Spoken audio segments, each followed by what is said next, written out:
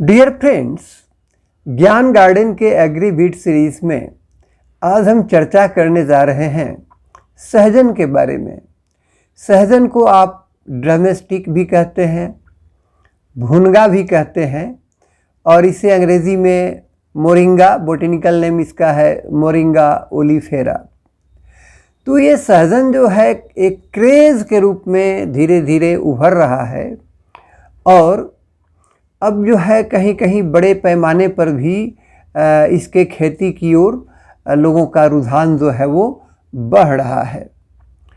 और इसके आर्थिक महत्व को देखते हुए, खास करके इसका जो न्यूट्रिएंट वैल्यू है, इसका जो पोषण वाला जो पहलू है, उसको देखते हुए बहुत सारे लोग सहजन से जुड़ा हुआ व्यापार भी कर रहे हैं। जहाँ तक खाने की बात है, हम इसका सब्जी खाते थे। सांभर में सहजन जो है वो तो पड़ता ही था। इसके अलावा अब इसका जो है तेल भी बनता है, इसके बीज से तेल निकलता है।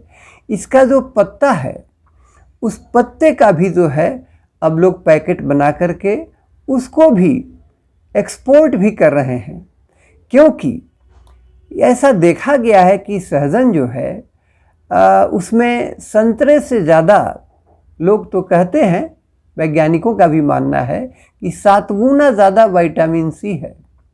इसी तरह से ये विटामिन ए का भी खजाना है, बी कॉम्प्लेक्स का खजाना तो है ही। इसके अलावे एंटीऑक्सीडेंट के मामले में यह जो है काफ़ी रिच है। कैल्शियम भी है, फास्फोरस भी है, आयरन भी है और आयुर्वेद के बहुत सारे ऐसे जो मेडिसिन हैं उसमें भी सहजन का इस्तेमाल होता है। जहाँ तक मुझे स्मरण है, एक हिंगवाष्टक बटी बनता था, उसमें भी जो है मेरे यहाँ भी बनता था। उसके लिए सौंठ, सुहागा, सेंधा नमक और हींग, इसका पाउडर बनाकर उसको सहजन के रस में जो है खला जाता था और तब बाद में उसका गोली बनाया जाता था। तो आप पढ़ेंगे तो वो पेन किलर भी होता है। लिटरेचर जो है, वैज्ञानिकों का जो अनुमोदित विचार है, उसके अनुसार भी यह लगभग 300 रोगों की रोकथाम कर सकता है। इसमें कई प्रकार के पेन किलर भी पाए जाते हैं। तो इस तरह से अब देख रहे हैं कि सहजन जो है एक क्रेज़ के रूप में उभर रहा है। लेकिन इन सब के बावजूद बहुत ऐसे लोग हैं जो सहजन लगाने से अभी भी हिचकते हैं। और उस हिचक का सबसे बड़ा कारण क्या है? उसका सबसे बड़ा कारण है ये भुआ पिल्लू, जो सहजन के तना पर, उसके पत्तियों पर भी जो ये खुजलाने वाला, खुजलाहट पैदा करने वाला जो ये पिल्लू लगता है, हेरी कैटरपिलर, उसके कारण जो है ना बहुत बड़ा न्यूसेंस है वो। और लोग इसके खेती से थोड़ा कन्नी काटते हैं, पीछे हटते हैं। नहीं तो सहजन जो है एग्रो फॉरेस्ट्री यानी सस्य वानिकी के लिए, सामाजिक वानिकी के लिए और पोषण वाटिका के लिए, ठीक है, ये बहुत बड़ा वरदान हो सकता है। कि दरअसल भुआ पिल्लू जो है, आप देखेंगे कि बरसात के बाद जो है ये ज़्यादा लगता है। तो इसके लिए बहुत आसान उपाय है। आप केमिकल से भी इसको मार सकते हैं। इसको आप फ्लेम टॉर्च होता है, ठीक है, बर्निंग टॉर्च जिसको कहते हैं, उससे भी इसको आप नष्ट कर सकते हैं। इसके अलावे अगर घर के पीछे आपने इसको लगाया हुआ है, अपने किचन गार्डन वगैरह में या कहीं बड़े पैमाने पर भी खेती किया है, ठीक है, तो आप जो है लाइट ट्रैप का इस्तेमाल करें, रोशनी वाले प्रपंच का। आप तो लाइट जलाते ही हैं, प्राय लाइट हर घर में जलता है। तो अगर उस तरह से आपके खेत के पास, आपके किचन गार्डन के पास अगर लाइट जल रहा है, तो सहजन का जो पेड़ है उस पर जो भुआ पिल्लू लगता है वो उस लाइट ट्रैप पे आकर आकर्षित होगा। लेकिन इसके लिए बस थोड़ा यही उपाय करना है कि लाइट तो आप जलाते ही हैं, लाइट के नीचे एक ट्रे में, एक कठौता में थोड़ा पानी रख करके, ठीक है, उसमें आप साबुन या सर्फ घोल करके रख दीजिए। तब क्या होगा, और शाम को जब आप 7 बजे इसको जलाते हैं तो सारे भुआ पिल्लू के जो एडल्ट हैं, ठीक है, लार्वा तो नहीं आएंगे, एडल्ट जो है इसके आएंगे, तो उसका जो एक लाइफ साइकिल का जो क्रम है वह तो टूट जाएगा। फिर जो इकट्ठा जो हो रहे हैं और भी बहुत सारे हानिकारक कीट उसमें इकट्ठे होंगे, उन कीटों को आप जो है नष्ट कर दें, उनको जला दें, ठीक है।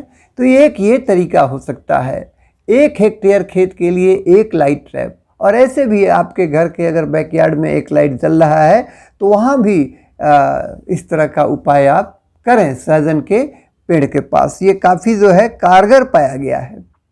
नहीं तो जो बर्निंग टॉर्च बताया, ठीक है, उस टॉर्च का इस्तेमाल करें। अब एक और उपाय जो केमिकल वाला है उसको बताते हैं।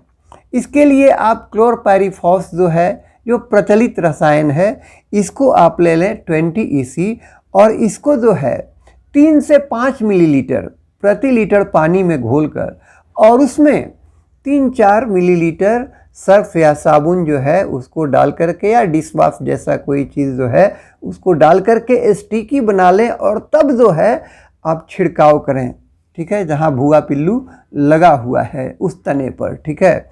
बिल्कुल इससे जो है इसका नियंत्रण हो जाता है, वे सभी मर जाते हैं। कुछ लोग तो यहाँ तक भी दावा करते हैं कि केवल सर्फ का भी पानी जो है आप ठीक से उस पर अगर छिड़काव कर देते हैं तो उससे भी ये भुआ पिल्लू नष्ट हो जाते हैं। एक दूसरा केमिकल जान लेते हैं, इकालक्स। यह भी 25 EC, ठीक है।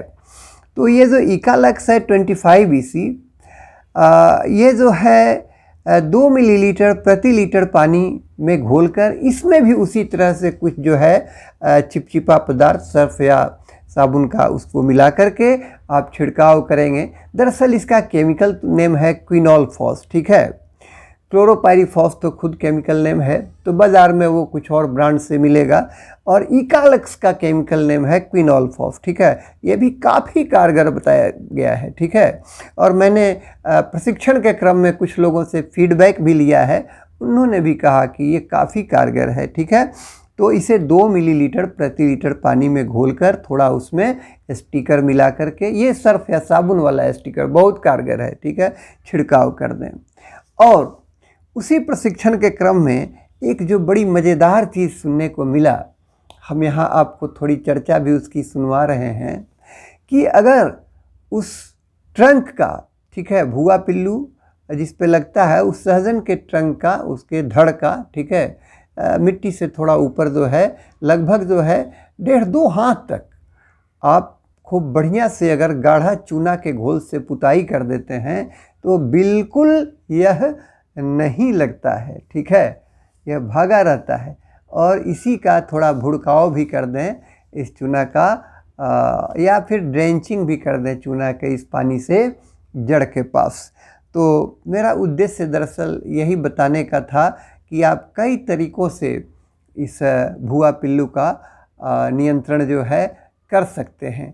तो डरना क्या है, आप भी जो है एक आध पेड़ तो अगर छोटे पैमाने पे लगाना है तो भी ज़रूर लगाइए, और इस पोषण के खजाने का आप भी जो है आनंद उठाइए। Thank you.